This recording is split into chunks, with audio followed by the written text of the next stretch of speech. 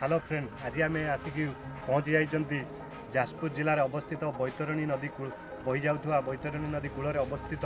श्री सिद्धेश्वर मंदिर निकट में जहाँ पुरातन शैवपीठ।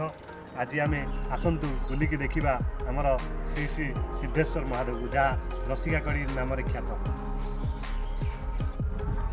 बर्तमान आम आसी पहुँची जाइए आमर सर्वपुरातन शैवपीठ सिद्धेश्वर महादेव पाखरे।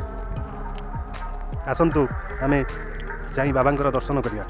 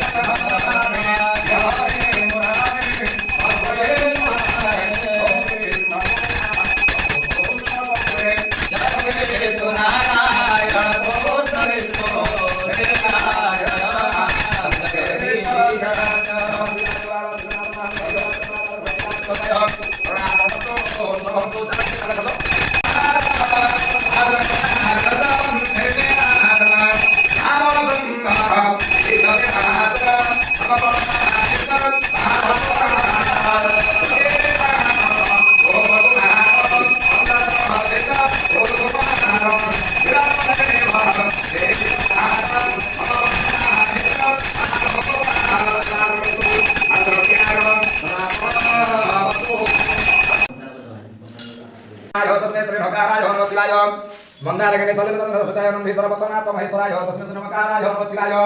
शिवाय गौरी मंगलम सत्याय प्रणामकाय भद्रकाय सुताय शिवाय शिवाय वसिष्ठ कुंभलाय भूतमाय भगवानाय हरिवाय शंकराय भकाराय शिवाय ये जगत कायटा भराय पिटकताय सनातनाय हरिवाय गमराय भगवानाय शिवाय संभ सदा शिवाय सिद्धनाथ महादेवाय प्रणामतो सोहंतो सुनादे भवंतो प्रकाशड पुढे पडियो ओंकार सर्वजन नित्यधायं योगिना कामदं मोक्षदं सर्व ओंकाराय नमो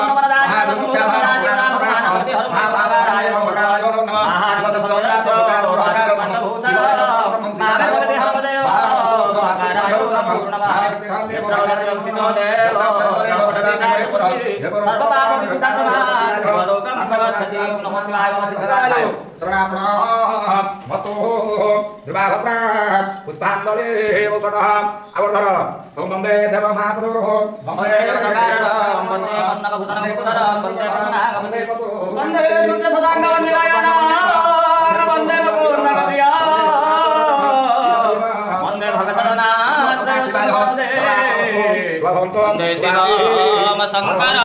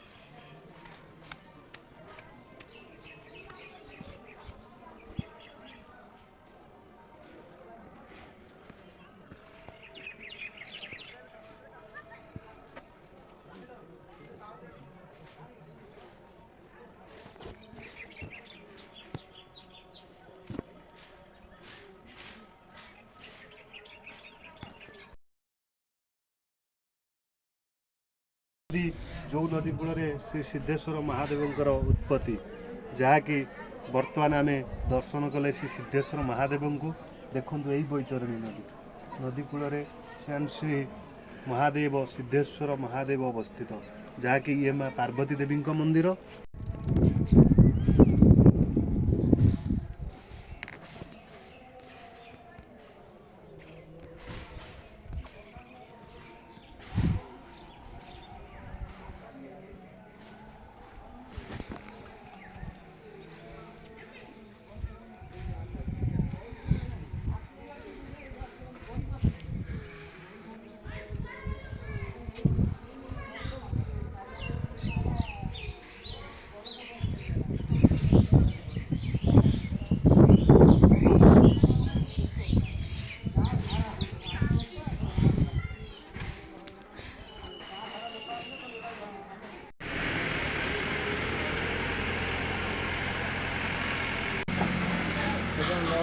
महादेव महात्मानो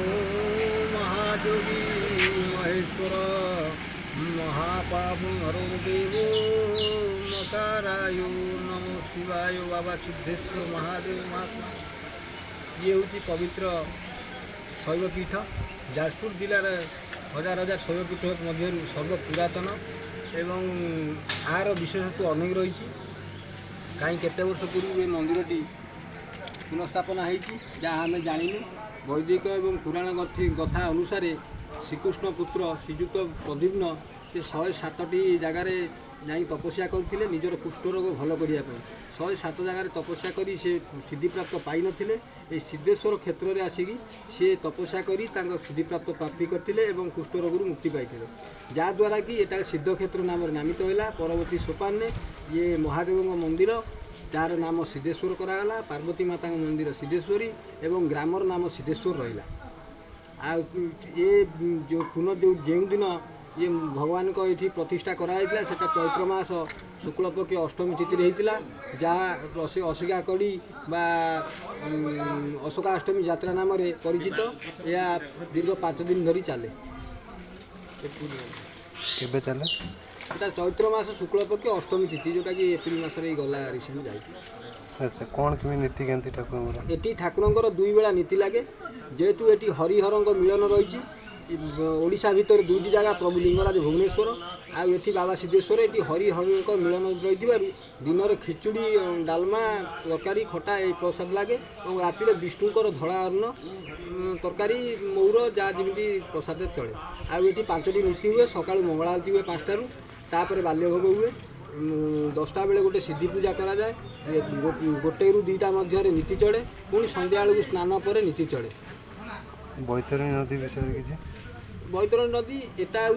उत्तर भाइनी मठ कहुए आर ब्रह्मपुराण हिसाब से जो बैतरणी नदी जो उत्तर को बाकी थी ता कोण शिव मंदिर नहीं ताकू उत्तर वाहिनी कहुए यहाँ से उत्तर वाहिनी मठ मध्य आर एक नाम रही पितृपिता अस्थि विसर्जन शल्य विसर्जन करने जगार पुराण वर्णित रही 2टा जगह भारतवर्ष में गोटे त्रिवेणी संगम गंगा सरस्वती जमुनार मिलनस्थल एवं सिद्धेश्वर क्षेत्र ये अस्थि विसर्जन कर पितामाता मुख्य प्राप्ति कराए पिंडदान कराए। कौन केमी ये पुनरुद्धार होता कौन केमी मंदिर पुनरुद्धार किसी नुह मंदिर स्थापना होता केवे स्थापना होता तो आम एपर्त अनुसंधान हो अति कम जो साइंटिस्ट वाला आसिक सब लेखा देखिए जाते 700 ରୁ 800 वर्ष एवरेज हम विगत 3 वर्ष पूर्व आप शिवलिंग आविर्भाव होता जहाँद्वारा तत्णा प्रशासन को आम मैनेजिंग ट्रस्टी जनईलु दशरथपुर तहसिलदार महोदय सी आसी एटा क्रेन साहाय्य नदी मध्य उठाई 2टी जगार स्थापना कर जनक नाम रखाई पद्मेश्वर जनक रखा बालुकेश्वर।